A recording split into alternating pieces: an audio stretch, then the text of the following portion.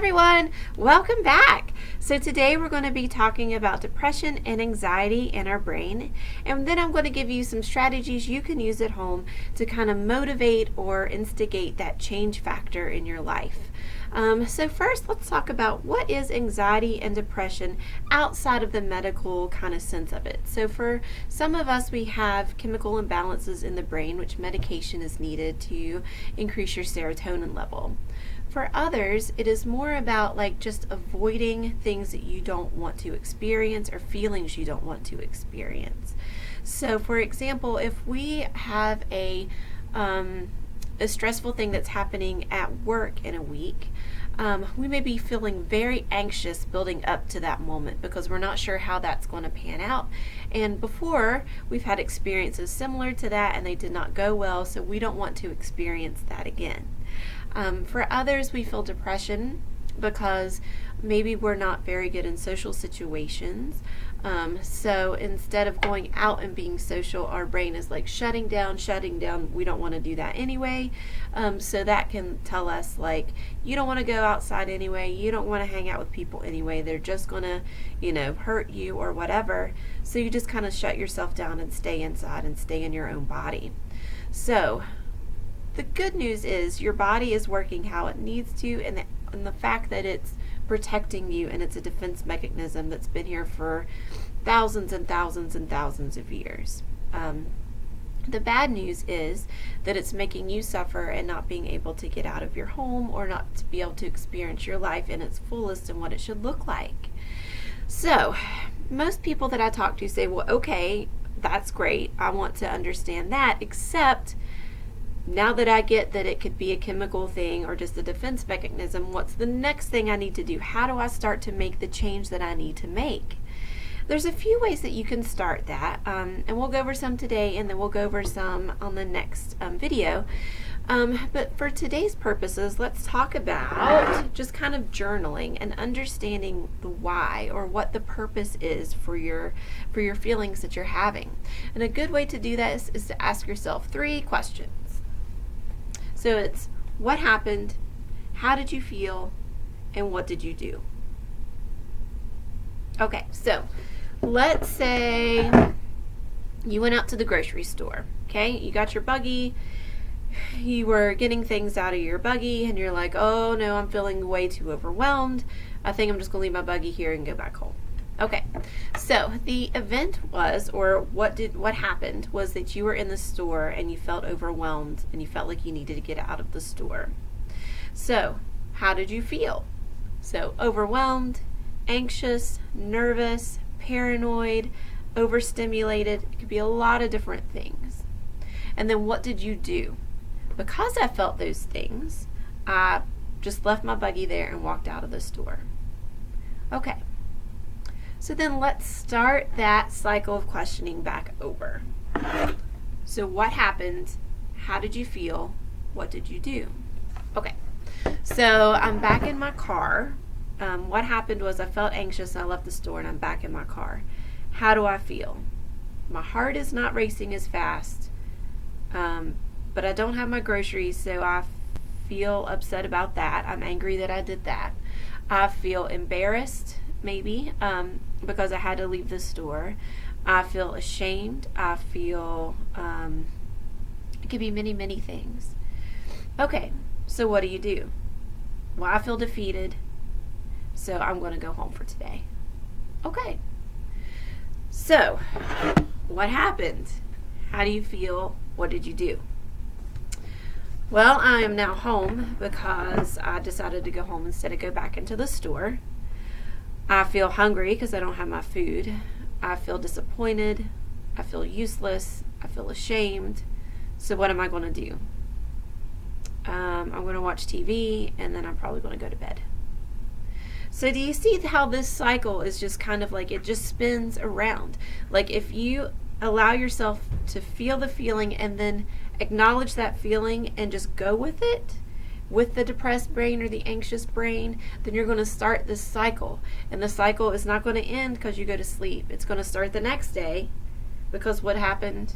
I went to bed and I didn't get my stuff done. So how do I feel? See, it just kind of keeps on going, right? How do you break that cycle? So, let's do it again. What happened? How do you feel? What did you do?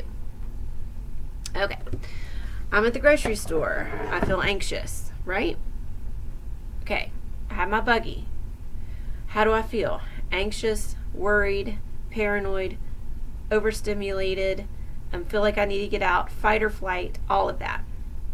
What did I do? I stood there for 3 minutes and I breathed. Okay. And then I decided I'm going to get one more item. All right. What happened? How did you feel? What did you do? Okay. I breathed. I got one more item. How do I feel? I actually feel a little bit calmer, not 100%, but a little bit. But I feel proud that I did it, and I think I can get one more. So what am I going to do? I'm going to try to get one more item. So see how this is going to cycle? And then by the time you check out and you're in your car, now you're in your car, but in two different situations. Now I'm in my car. I do feel anxious. My heart is beating fast. That's how I feel. But I also feel proud, and I did it. What am I going to do? I'm going to go home and I'm going to watch TV. And then I may go to bed. But before then, I'm going to have thoughts of how I did that and how I was able to manage that. And if I feel like going to bed because I'm overstimulated, maybe instead of making a choice of just going to bed depressed, I'll make a choice of feeling proud and do a night meditation to calm myself down a little bit more. And in the morning, I'm going to see that I did that and I accomplished that and I was able to push through that. And honestly, it really is a lot of just pushing through it first. You have to kind of bare knuckle it, they say. You have to just make that first choice that's going to stimulate the feeling of proudness or that you've done something wonderful. And it is not easy. It is not an easy thing to do, to say, I'm feeling overstimulated, I'm feeling really depressed, just get yourself up, just do it, just do it, just do that one thing. It just has to start with that one thing. And then notice your feelings and what you do. Your feelings, what do you do? Your feelings, how do you respond? And you'll start to see that the more things that you're doing, the better that you're feeling. The last thing I'm going to tell you guys to do for today is gratitude journaling. And it doesn't have to be like a literal journal, like you're writing how your day goes and everything that was amazing and all of that. It doesn't have to be that. You can just have a notebook and at the end of your day or at the beginning of your morning, write it down. And it's great to think it. It's really good to think, thank you for today, thank you for my health, thank you for my family. But it's even better to write because it uses two different parts of your brain. So you're using different aspects of your brain to feel different things. So I'm feeling it here, right? I don't know which part it is. Let's just say I'm feeling it here. It feels really good. I'm grateful for this thing. Now that I write it, I'm using this little front part of my brain to write it and then to read it. So the more that you can encourage your brain, different parts of it, to be used for the gratitude or for that positive reinforcement, the better. So think it, write it, read it. I'm grateful today for having a new car that can run and I'm not afraid of it breaking down. All right, that's what I'm going to write for my gratitude thing at the end of the day. Perfect. At the end of the month, read them. At the end of the year, read them. If you have 3 today, great. If you have 5 today, great. If you have 1 and you're just really pulling at straws today because it was the worst day, still make that 1. Still do the 1. You don't have to do dates. You can do dates. It doesn't matter. It's just the fact that you're making yourself every day think it and write it. And some people do really cute little jars where they write something every day or every week that they're grateful for and put it in the jar. So you could do something like that. At the end of the year, you take them all out and you read them. I think that's a super sweet idea. Whatever it is, say it, just think it, write it, and read it. And that'll get your brain kind of back into that cycle of like that things are okay, that you're not depressed all the time. You're not anxious all the time.